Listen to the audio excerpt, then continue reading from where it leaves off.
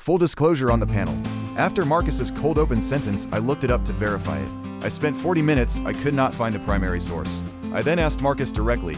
He said he was not in a position to share the source. I have since decided this is either because of institutional confidentiality requirements stretching back 30 years, or because Marcus is simply structurally not allowed to be wrong. I have not ruled either out. The direct debit is still running. In the week following April 3, 2025, the largest institutional outflows from equity funds since March 2020 were recorded. Most of those assets were repurchased within 60 days at a higher price than they were sold. 5 episodes of data on how markets work, how investors behave, and what the gap between those two things costs. 4 people, 1 hour, and a data set that just survived its most direct real-world test in 5 years. Today, 4 people with completely different answers to the same question. What actually held up? Kai, 28, UK median salary, has been investing for 1 series, bought his first index fund 3 episodes ago. Maya, 35, built her first million through 9 years of index investing, lost it at 40, rebuilt it at 44. She has 1 rule for market volatility. Nadia, financial journalist, 11 years tracking the gap between what institutional research shows and what reaches the public. She reads the DALBAR report every year. Most financial journalists do not. Marcus, Senior Director of Institutional Investments, 31 years, was present for March 2020, was present for 2008. He knows what the internal model showed versus what the humans in the room actually did. Same 5 episodes, 4 completely different reactions. This is the panel. This video is for educational purposes only and does not constitute financial advice. Always consult a qualified financial professional before making any investment decisions. Episode 1 showed why the wealth-building window opens early and closes fast, and why most people miss it entirely. Episode 3 showed what an index fund actually is, why it beats 88% of professional fund managers over 15 years. Source: Spiva Europe Scorecard, S&P Global, 2023, and how to buy one in under 10 minutes. Episode 4 showed what panic selling costs, 3.34 percentage points per year every year for 2 decades. Source: DALBAR Quantitative Analysis of Investor Behavior, 2024. The panel has had time to digest all of it. They do not all agree. Let us find out where. The person watching this in 10 years, the one who started investing at 28 because of a YouTube episode, that person is somewhere in the audience right now. Subscribe. New episodes every week. The DALBAR Quantitative Analysis of Investor Behavior 2024 tracked real investor returns over a 20-year period ending 2023. Source: DALBAR, 2024. The MSCI World Index returned an average of 10.15% per year. The average equity fund investor returned 6.81%, a gap of 3.34 percentage points, every year, for 20 years. On a £100,000 portfolio, that gap compounds to over $220,000 in lost growth. Source: DALBAR, 2000. DALBAR attributes the majority of that gap to one behavior: emotional selling decisions during market volatility. April 2025 was the latest instance of that behavior, at scale. This is the chart. 2 lines, 20 years. The gap between what the index returned and what investors actually received. The gap is not the market. The gap is the decisions made during the market. That number has been consistent for 30 years. Not because investors are unsophisticated, because the incentive structure around them rewards movement, not patience. I know what that gap feels like from the inside. I was in it. The financial advisor who cost me my first million was confident, specific, and wrong. The index fund that rebuilt it had no opinion at all. That was the lesson. Wait, so the average investor isn't losing to bad fund selection. They're losing to their own timing decisions. In April, I nearly made that same decision. 7 times. What the series established, particularly episodes 1 and 4, is that the problem is not access to information. The DALBAR data has been published since 1994. It is findable. Source: DALBAR, 1994. The problem is that the information arrives after the decision has already been made emotionally. By the time you are reading about panic selling, you have already panicked. The question the series does not fully answer, and I want to put this on the table early, is why the financial advice industry does not lead with this data. It is the most important finding in 30 years of investor behavior research. And it is not on the front page of any financial advisor's brochure I have ever read. I spent 31 years inside institutions that had access to that data. The data does not drive the product. The product drives the data that gets shared. That is not a criticism of the individuals inside those institutions. It is a description of how incentive structures operate. The advisor who recommends an index fund at 0.22% generates a different revenue stream than the advisor who recommends an active fund at 1.2%. Both advisors may believe they are giving good advice. That is the structural gap, not ignorance, incentive. I do not disagree with Marcus, but I think the framing gets in the way of the action. The system is imperfect, that is documented, but the system does not stop you opening an ISA.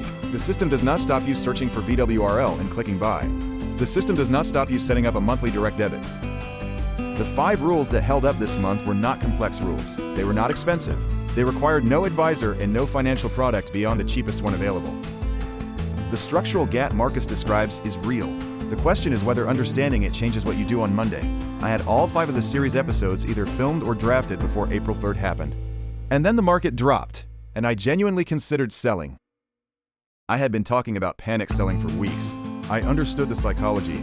I had cited the DALBAR number in a script. And I still nearly sold. So I have a different question for Nadia's. Her question is why the advice industry does not lead with this data. My question is, what good does the data do if understanding it does not change the behavior? Right, quick one, 30 seconds. Stay with us, because this is the part most people never hear. While the panel was preparing, we read through every viewer comment across the 5 episodes. The most common question was not about which index fund to buy, it was not about fees. It was this: is it too late to start? Every panelist had a different answer. You are about to hear all 4. Right, back into it. H, the structural barriers are highest: irregular income, no workplace pension access, limited exposure to financial information and education. Calling it a readiness problem understates the system. The data Marcus is citing is accurate. Source: ONS 2202. But the survey also shows that among households with access to a workplace pension and a stable income, which is the majority of this channel's audience, the primary stated barrier is not structural, it is confidence. Source: ONS Wealth and Assets Survey 2022. 71% said they were waiting to understand it better before starting. 71% waited to understand it better. The people who started before they felt ready outperformed the people who waited to feel ready. The data is consistent on this. That's the part of episode 1 I keep thinking about. Not that you should start, but that understanding it in advance does not seem to be what determines whether you do. Precisely. The behavioral gap and the knowledge gap are not the same gap. Deep Dive 2 is from episode 4, the DALBAR gap. DALBAR has documented the gap between investor returns and index returns since 1994. Source: DALBAR 1994. The data exists. It is published. What does not exist in any public record, and I have searched, is a documented institutional study of why financial advisors do not lead with this data in client conversations. The data showing investors lose to their own timing decisions is 30 years old. The data explaining why advice professionals do not reference it proactively. Source: not published. Not available. No named institution has produced it for public access as of 2025. I spent 31 years looking for the internal documentation that would explain that practice formally. It does not exist in any public record I have found. Right, so nobody actually knows. That question is going in the notes. Episode 3, the index fund. 88% of active fund managers underperform over 15 years. Source: SPIVA Europe Scorecard S&P Global 2023. The SPIVA data is accurate. Source: S&P Global 2023. But it measures a specific time window in a specific market structure. The 88% underperformance figure covers 1999 to 2023, a period in which passive investing grew from a niche instrument to the dominant strategy. When a strategy becomes dominant, the conditions that made it dominant change. That is a documented concern in academic literature. It is also a concern that has been raised every decade since 1975. Source: Sharp 1991. The Arithmetic of Active Management. In 50 years of that concern being raised, the data has moved in one direction only. The underperformance gap has widened, not narrowed, as passive investing has grown. Source: SPIVA 2023. The concern is that it cannot be the dominant strategy at scale. If all investors own the index, there is no price discovery. We are not at that point. The data shows we are not at that point. Not yet. I am not going to resolve this. Do you want to? I own VWRL. I am not resolving it either. While the panel was preparing, Kai submitted one question in writing. He sent it at the end of preparation because he wanted to hear everything else first. Every single person I know who saw that market drop in April felt the same way, like they should do something, like inaction was irresponsible, like staying put was the passive option. How do you train yourself to do nothing when everything around you is telling you to act? You do not train yourself to do nothing. You design a system where nothing is the default. When the market dropped in April, my portfolio was on a direct debit. The direct debit ran on the 1st. It purchased units at the lower price automatically. I did not make a decision. The system made it for me. The answer to how do I do nothing is build the system in advance. Then the system does the work. You are not exercising discipline in April. You exercise discipline in January when you set up the transfer. Do it once, make it automatic, then leave it to run. The Federal Reserve Fed's Working Paper 2022 tracked investor behavior during corrections lasting more than 90 days. Source: Federal Reserve 2022. Investors who waited for market stabilization before re-entering found the market had risen an average of 7.3% in the 289 days they spent waiting. The cost of the waiting period was the waiting period itself. The data says the investors who did nothing outperformed the investors who acted. In March 2020, the investors in my building who had automated contributions bought at the lowest point without making a decision. The investors who called their advisors asking whether to sell were, in most cases, advised to hold. Some of them still sold. The ones who sold did not recover with the market. The answer to your question, Kai, is that you do not train yourself to act differently under fear. You remove the decision from the moment when fear is present. Right. I set up the direct debit. April 1st, £100 a month. VWRL in my ISA. I checked my balance again on April 8th when the market was down. The direct debit had already run.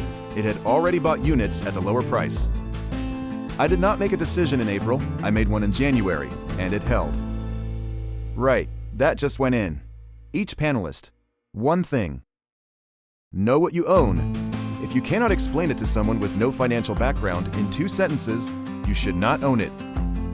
The DALBAR QAIB is not a statistic about unsophisticated investors. It is a statistic about a system that profits from the timing decisions of anxious investors. The data has been public for 30 years. Source: DALBAR, 1994. The question is not whether you know it.